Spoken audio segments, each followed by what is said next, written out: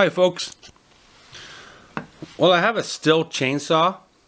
It's an MS260, and up on the top, close to the carburetor, there's a mount, and it basically separates the handle from the saw itself.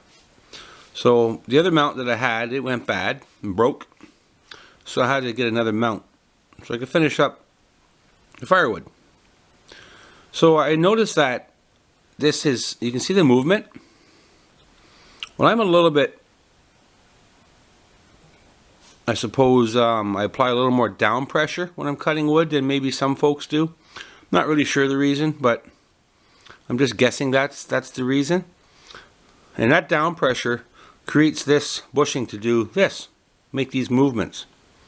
So what I'm going to do for me, and I believe it's going to help me, I don't exactly know for sure, but I really believe it's going to, is I'm going to put some extra caulking inside here. And it's going to strengthen the bushing up. And the type of caulking I'm going to use is called this Flextra.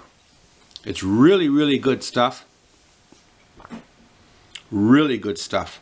The longevity of it, well, I couldn't tell you. I actually had some on a roof that's, I suppose now it's about 18 years old, and it's still doing pretty good up there after 18 years pretty much exposed to the sunshine.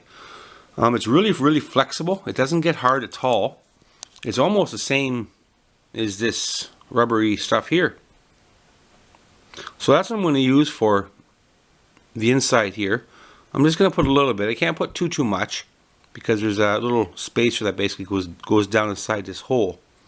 So I can't put too much in there, but I can definitely bring it up to the top of this surface area here without any interference. And I believe just that little bit I'm going to put in there is going to create that much stiffer of a bushing. And I kind of want it to be stiffer. There's two other mounts on the bottom side of the saw, the MS260 Stihl. And they seem to be firm enough.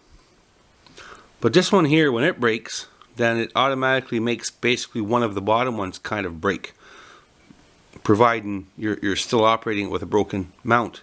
You really can't tell this is broke too much, because what happens is that the two parts, the handle portion and the saw portion itself, kind of come together, and it creates a stop point when those two parts come together. So when those two parts come together, this bushing here could actually be broke and one really not know it.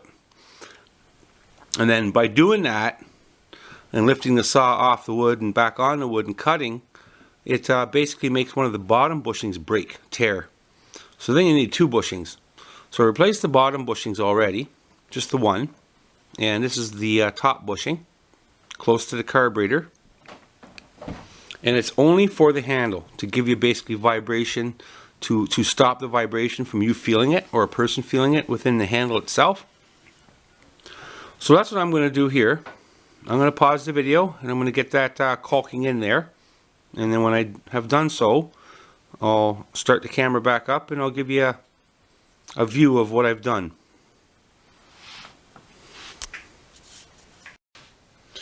Alright, I'm back. And I put the caulking inside there. You can see now it's all white.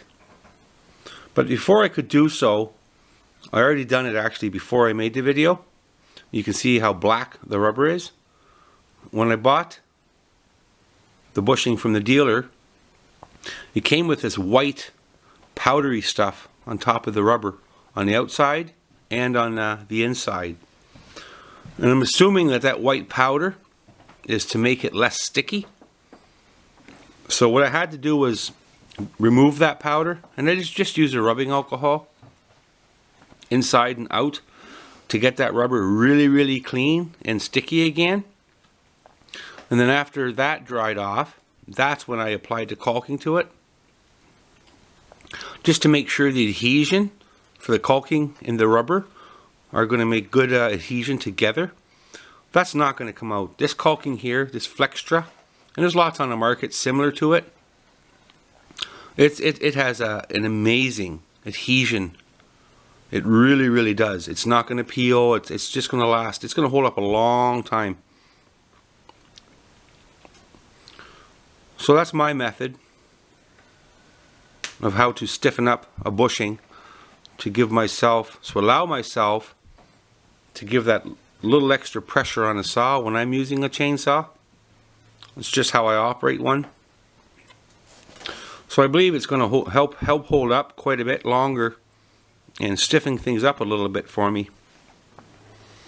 For the most part, they probably work okay for the average person, and nothing's needed to be done. But for me, well, I'm not the average person, I suppose, so I wanted to stiffen up a little bit, and that's what I've done. So thank you for watching, folks. Subscribe if you have not, and thank you very much for those that have.